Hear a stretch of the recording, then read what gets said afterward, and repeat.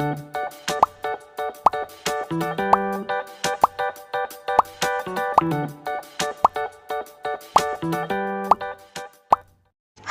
Assalamualaikum, selamat datang di Nawasana Channel. Hari ini saya akan melanjutkan membacakan novel yang berjudul Terpaksa Menikahi Bad Boy, bab 102.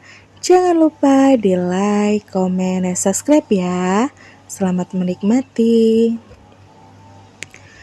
Dengan terpaksa, Nares menenteng tas bekal itu menuju ke ruangan bosnya. Dia naik lift menuju ke lantai 15 dan dia senang, karena di kabin lift hanya ada dirinya sehingga dia bisa misu-misu sesuka hati. Ujian kesabaran, jadi kurir dadakan buat si keparat. Nganterin makanan dari cewek yang gue idamkan selama ini. Komplit banget derita gue di sini. Nares juga penasaran dengan isi kiriman itu. Dia mengintip isinya dan Nares tambah iri saja. Sial, beruntung banget si keparat itu. Rutuknya lagi. Nares jadi membayangkan Ari Shenum adalah kekasihnya.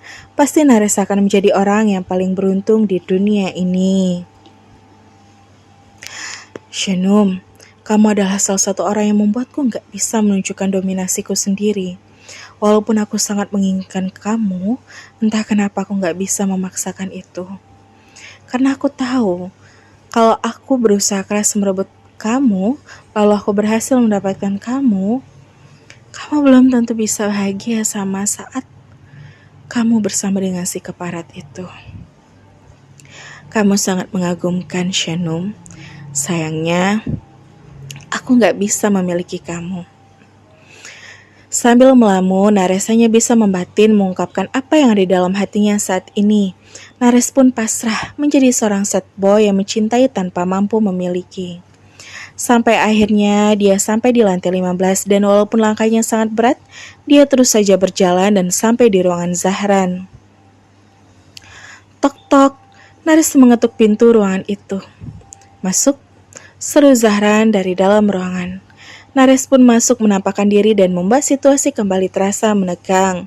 Beruntung, Nares masih mampu menahan ego dan tetap menunjukkan perannya seperti seorang karyawan magang. Ada titipan dari Mbak resepsionis, kata Nares yang hanya berdiri menjaga jarak dari meja kerja Zahran. Zahran kaget kalau Nares bahkan bersedia menerima tugas sebagai tugas seorang office boy.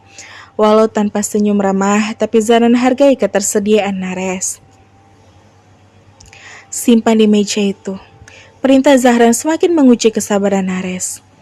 Tanpa menyahut, dia menuruti perintah Zahran untuk meletakkan tas bekal itu di meja sofa di ruangan tengah. Permisi, ucap Nares setelah selesai dengan tugasnya dan hendak pergi. Tunggu dulu, gue belum mempersilahkan lo pergi. Tahan Zahran. Nares menahan langkahnya dan kesal karena Zahran yang begitu bosi dan tak sopan. Nares membalik badan lalu agak menyeringai. Kalau di jam makan siang gini, apa lo masih bos gue? Nares mulai terpancing. Kenapa lo ngegas? Gue cuma mau bilang makasih. Lo malah main pergi-pergi aja, kata Zahran ikut ngegas. Makasih? Nares heran. Apa benar musuhnya itu mau mengucapkan terima kasih? Nares pun terdiam dan berusaha keras menahan emosinya lagi. Thanks so far. Sampai detik ini gue pantau kinerja lo masih oke, kata Zahran membuat Nares tambah malu. Ternyata Zahran tidak sedang memprovokasi. Zahran malah memberikan penilaian untuknya. Tapi ini masih hari pertama. Masih setengah hari pula. Gue harap sih lo meneruskan tren positif ini sampai masa magang lo selesai. Nares tambah kaget. Ternyata Zahran memang tak memanfaatkan keadaan ini untuk membuli atau membalas dendam padanya. Lah, kenapa dia? Kok malah muji gue? Pikiran Nares dan terbesit rasa malu karena sudah berpikiran yang tidak-tidak. Ada lagi yang bisa dibantu? Akhirnya Nares pun melunak lalu berbasa-basi sebelum pergi. Gak ada, pergilah. Oke. Nares pergi dan tak menyangka kalau Zahran tak bersikap buruk seperti yang ia kira. Dari sekian ranting kebencian di antara Zahran dan Nares, mungkin hari ini adalah salah satu ranting yang patah dan gugur. Segala hal baik bisa dimulai dari yang kecil. Sikap saling menghargai walau atas nama profesionalisme bisa saja membuat api persaingan di antara kedua pemuda barbar itu padam perlahan. Ya, mungkin saja. Iya, Ra. Insya Allah nanti aku akan nginep di rumah kamu di malam sebelum acara pernikahan kamu ya. Tapi aku harus bicara dulu sama abang. Iya, Num. Kau minta izin dulu sama Bang Zah. Semoga diizinkan ya. Aku mau ditemenin kamu sama Mirna soalnya. Iya, semoga ya. Aku juga kangen lo tidur nginep sama kalian berdua. Iya, kangen ya. Tidur sekasur bertiga sambil dengerin cerita horor di radio. Sambil nyemil kacang goreng bikinan ibu kamu. Besoknya pada ngeluh karena jerawat tiba-tiba tumbuh subur di wajah kita-kita. Wah, bener-bener jerawatan karena kelupaan cuci muka sebelum tidur. Malah nyalain kacang goreng bikinan ibu kamu ya. Dan yang paling heboh sih ya Mirna. Duh, kangen banget sama masa-masa itu. Iya kangen, tapi kan hidup kita terus berjalan. Walaupun kita sudah punya keluarga masing-masing, tapi persahabatan kita nggak akan lekang oleh waktu. Pasti dong. Shanum dan Era saling saut-sautan berbincang santai di via telepon. Abang Za udah pulang tuh. Udah dulu ya, Ra. Insya Allah nanti aku nginep di rumah kamu. Kata Shanum saat Zahran masuk melewati pintu dan mendekat ke arah yang sedang duduk selenjar santai di sofa panjang di depan televisi. Iya Num, makasih ya. Bye-bye. Pamit Era. Bye-bye. Saat suami pulang, Shanum kembali fokus mencurahkan seluruh perhatiannya untuk sang terkasih. Hai, Assalamualaikum. Waalaikumsalam. Keduanya saling menyapa dan membalas salam seperti biasa. Teleponan sama siapa?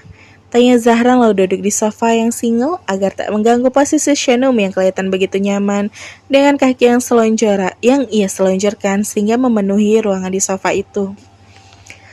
Sama Aira bang, jawab Shanum lalu hendak menurunkan kakinya. Udah, kamu selonjoran aja, kalau nyaman begitu. Kelihatannya kamu nyaman banget dalam posisi itu, cegah Zahran. Nyaman banget sih, tapi masa abang pulang aku tetap leha-leha begini?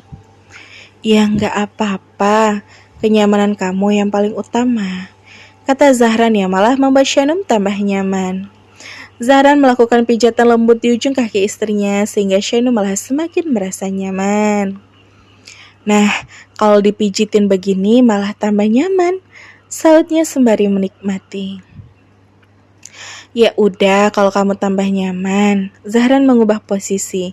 Dia duduk di sofa, di ujung sofa yang ditempati Shanum, lalu membiarkan kaki indah dan mulus itu tetap ada di atas pangkuannya, sehingga memudahkannya untuk memijat-mijat dan membuat Shanum tambah nyaman saja.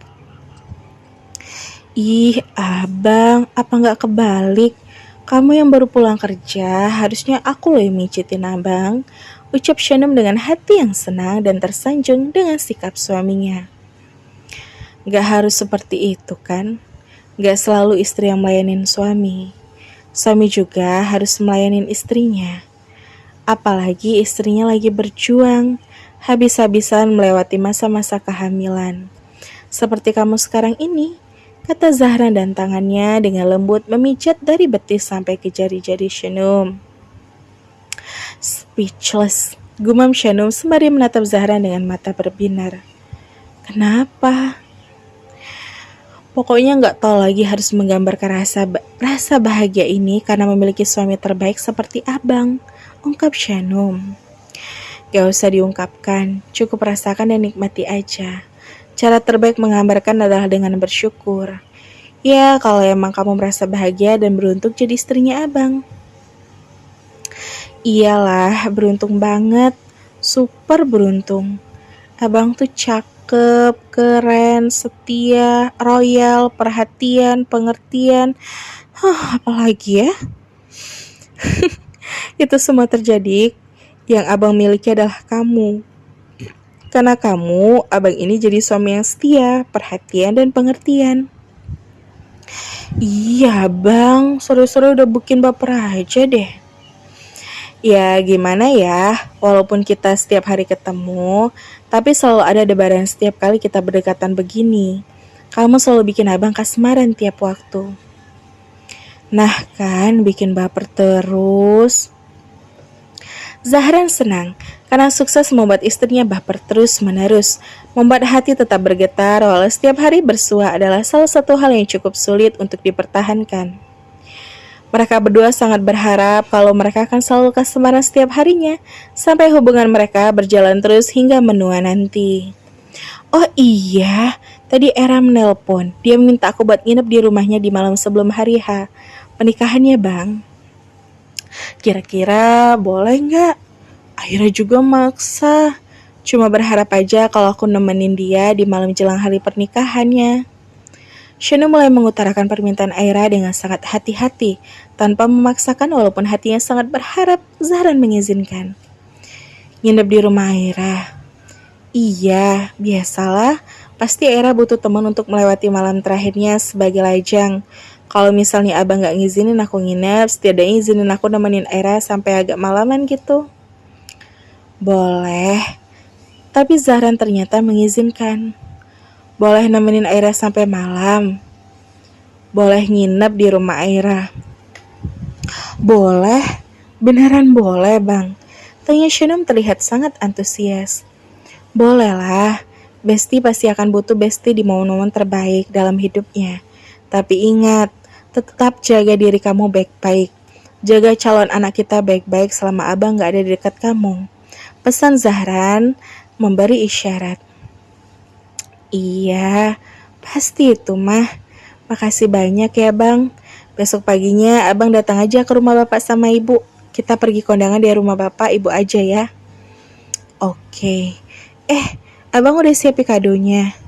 Udah aman, besok Pak Tejo udah pastikan tiketnya udah siap. Alhamdulillah, makasih ya bang sayang. Sama-sama cinta. Bisa aja nih abang, sini gantiin aku yang pijitin abang. Gak usah, malam ini abang yang full layanin kamu. Wah, senengnya. Shana menikmati saja semuanya. Toh bukan dia minta dilayani dimanjakan, tapi Zahran sendiri yang mempersembahkan perhatian itu untuk istrinya.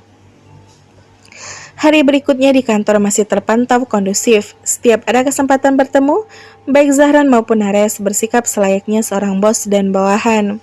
Seiring berjalannya waktu, Zahran mengapresiasi sikap Nares dan Nares juga menunjukkan sikap wajar terhadap Zahran. Mungkin di saat itulah ranting-ranting kebencian itu di antara mereka satu persatu mulai berguguran lagi. Berharap akan tumbuh lagi ranting-ranting lain yang menumbuhkan daun saling tenggang, rasa persaudaraan. Membuat dua orang yang berselisih parah bersatu sebagai rekan yang akur memang terdengar mustahil, tapi tak ada satupun hal yang mustahil di dunia ini. Kun fayakun, jika Allah berkehendak, maka semuanya akan terjadi. Dan bersambung, sampai ketemu di bab selanjutnya ya. Wassalamualaikum.